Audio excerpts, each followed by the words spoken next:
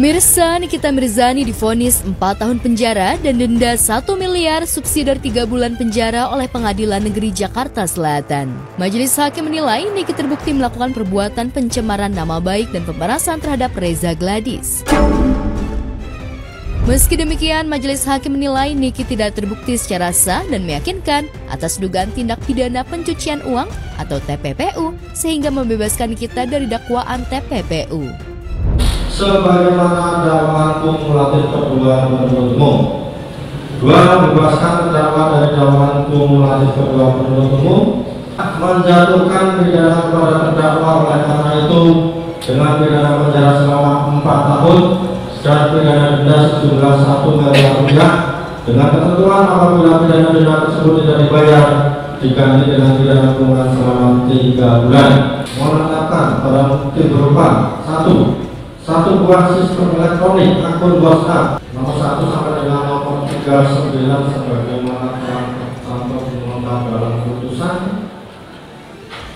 dikembalikan kepada penuntut umum untuk dipergunakan sebagai barang bukti dalam perkara terdakwa Ismail Marzuki.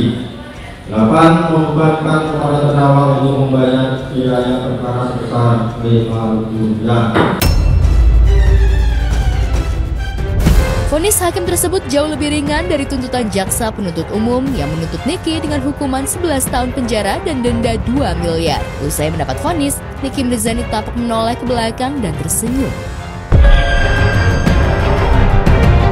Vonis hakim itu membuat netizen terbelah, sebagian besar mempertanyakan ringannya hukuman yang dikenakan pada artis yang dipanggil si Nyai ini. Padahal ia terbukti tidak jujur di persidangan, tak mengakui perbuatannya. Tak hanya itu, tingkah laku Niki juga dianggap kerap tidak menghormati persidangan. Catatan negatif Niki ini masih ditambah dengan statusnya yang sudah 4 kali terlibat kasus hukum dan menjalani persidangan. Bahwa penuntut umum melalui tanggapan ini dengan niat baik ingin menyadarkan terdakwa Nikita Mirzani agar berbicara sesuai dengan fakta persidangan dan janganlah bernarasi fiktif dalam nota pembelaan atau pledoinya sebagaimana kemampuannya sebagai artis dalam berakting.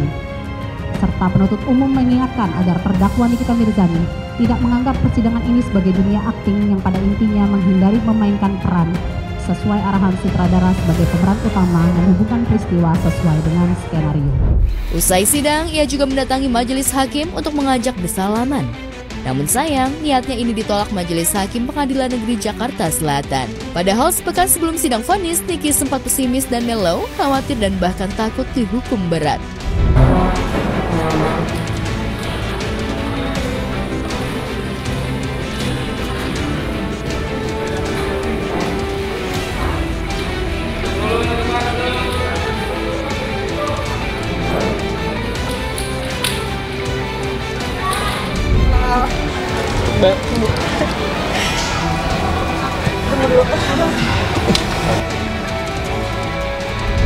Usai mendengar putusan hakim, Niki tampak tenang dan sempat menyampaikan ucapan terima kasih kepada para awak media yang sejak awal mengikuti kasusnya. Tak ada histeria, baik tangis maupun amarah ala Niki seperti yang biasanya ia tunjukkan saat menjalani maupun sesudah persidangan. Kali ini sikap Nyai terkesan adem, tidak berapi-api. Malahan ia banyak mengumbar senyum. Walaupun menerima vonis 4 tahun penjara, Niki menegaskan dirinya tidak menyesal dan siap menempuh langkah hukum berikutnya yaitu mengajukan banding.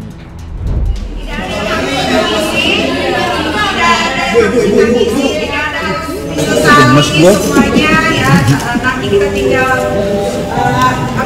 lawyer juga punya upaya yang lain karena dari sini masih ada banding, masih ada PK, kasasi, kita lihat aja nanti. Gue punya feeling dari kemarin pasti pasal TPPU-nya hilang. Alhamdulillah hilang hari ini. Ya nggak tahu juga ya Pak Hakim kemarin kan udah diperlihatkan secara gamblang di persidangan. Kecewa yang enggak juga sih, biasa aja sih. Kalau banding pasti ya. Drama panjang 8 bulan sidang kasus pemerasan dan pencemaran nama baik tampaknya belum akan berakhir. Kami dari tim penasihat hukum menghargai keputusan majelis hakim yang memeriksa dan mengadili putusan memeriksa dan mengadili perkara Nikita Mirzani di Pengadilan Negeri Jakarta Selatan. Tadi tahun untuk kami dan keluarga bentuk tanggapannya seperti apa? Aduh, Capek banget ya, lagi nggak enak badan juga nih. Ya disyukuri aja lah, ya karena kan sudah diputuskan. Ya disyukuri aja lah, karena udah diputuskan kan. Dari pihak keluarga mungkin akan menempuh jalur hukum apa lagi nih Kak? Akan sepakat untuk banding juga kah atau seperti apa? Itu nanti PH-nya akan Niki. Oke? Niki lewat kuasa hukumnya tetap akan melakukan banding. Lantas seperti apa respon Reza Gladys atas vonis hakim 4 tahun penjara? 4 tahun ya. Kalau terdakwa ini kan diberi hak untuk melakukan upaya hukum. Upaya hukumnya bisa banding, kasasi, bahkan hingga PK. Nah, nanti terkait dengan upaya hukum selanjutnya nanti akan difikirkan kembali. Yang kami harapkan di dalam pledoi itu kan bebas atau onslah, atau jika hakim mempunyai pertimbangan lain adalah memohon vonis yang putusan yang seadil-adilnya gitu. Nggak terima lah. Kan masih ada banding. Iya, gue mikirnya malah tadi 30 tahun nih. Terus gue tua di dalam, Iya, TPPU-nya nggak terbukti, pasal 369 juga sudah hilang, tinggal 1 pasal. Ya nanti kita berjuang di banding aja. Kami selaku kuasa hukum Reza Gladys sudah menyatakan dari awal, bagi kami yang penting terbukti dinyatakan bersalah. Itu kan masalah jaksa yang ngapain. Kita sih prinsipnya silakan terbuktikan ada bahwa untuk tindakan pemerasan terbukti.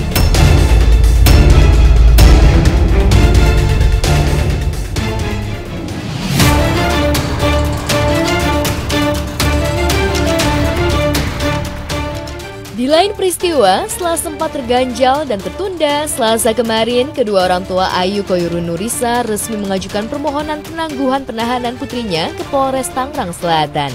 Pengajuan permohonan penahanan tersebut lantaran laporan Ayu terhadap Ashanti sedang berjalan. Sehingga dengan adanya penangguhan penahanan, Ayu bisa menjalankan laporannya dalam setiap proses hukumnya. Dari pihak keluarga kan meminta supaya permohonan penangguhan penahanan itu bisa diberikan dan diberikan arti atas dari kebijakan dari Polres Tangerang Selatan ya. Tapi saya juga komunikasi dengan pihak pimpinan dari penyidik dan juga saya juga sudah bersurat untuk Kapolres supaya untuk diberikan penangguhan penahanan karena kita juga nanti di tanggal 6 itu keterkaitan permasalahan ini kita melakukan adanya gugatan PMH ini untuk kita fokuskan supaya Mbak Ayu juga hadir di saat persidangan.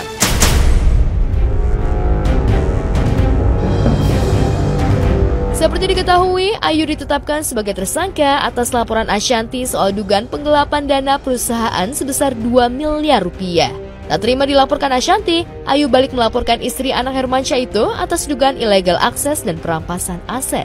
Menindaklanjuti laporan Ayu terhadap Ashanti, Senin 27 Oktober 2025, kedua orang tua mendatangi Polres Jakarta Selatan untuk diperiksa sebagai saksi atas laporan Ayu.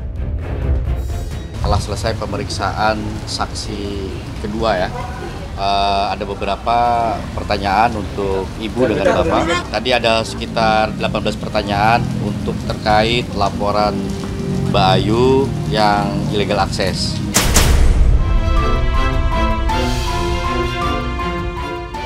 Pasca menjebloskan Ayu ke sel penjara, Ashanti akhirnya buka suara dan memberikan tanggapannya. Menurutnya ini merupakan proses hukum panjang yang harus dijalani Ayu. Dari 5 bulan lalu dilaporkan dan akhirnya ditahan merupakan pilihan terakhir baginya. Ashanti telah menutup rapat pintu damai. Ada proses hukum dari bulan Mei kan aku udah melaporkan, ditahan kan bukan proses yang maksudnya ya ada prosesnya ya. Aku tidak pernah berpikir tadinya sampai sejauh ini kalau nggak beliau sendiri kalau nggak mbaknya sendiri yang memang membuka aibnya sendiri kan gitu. Kalau aku dari dulu selalu ingin proses datang baik-baik, bicarakan gimana mau membayar atau apa. Aku selalu begitu. Dia sendiri yang membuka aibnya sendiri ya, dan bilang siap bahwa akan mengikuti prosesnya dan menerima apapun konsekuensinya.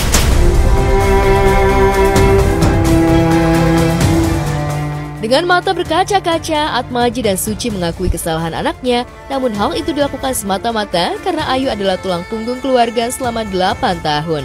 Ayu menggunakan uang tersebut untuk kebutuhan keperluan rumah dan akhirnya menjadi khilaf dan dipakai untuk kebutuhan pribadi seperti perawatan muka. Dia sudah mengakui. Apa yang diakui kalau boleh tahu, Bu? Ya, ikhlas. Dia sudah mengakui. Ayu ini dengan kebutuhan sebagai tulang punggung, jadi Ayu khilaf untuk menggunakan beberapa uang yang dia kuasai pada saat itu sebagai finance.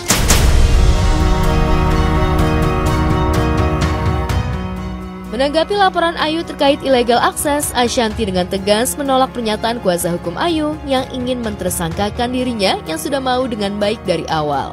Ashanti mengaku tidak terlalu merasa stres dengan masalah ini. Ashanti stres hanya karena kehilangan uang dan kepercayaan.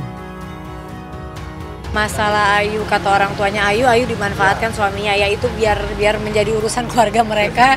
Karena balik lagi, aku di sini nggak mau berkomentar yang bukan di luar kuasa aku ya.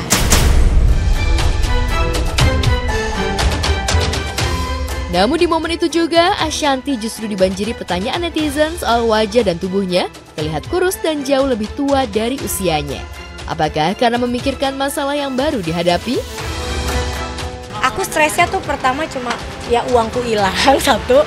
Kedua, orang yang kita percaya udah lama kerja walaupun gak selamanya megang uang. Tapi kan kita punya kedekatan ya, itu. Dan aku bingungnya kita menyelamatkan dia supaya anaknya gak melihat jejak digital ini. Dia sendiri yang membongkarnya.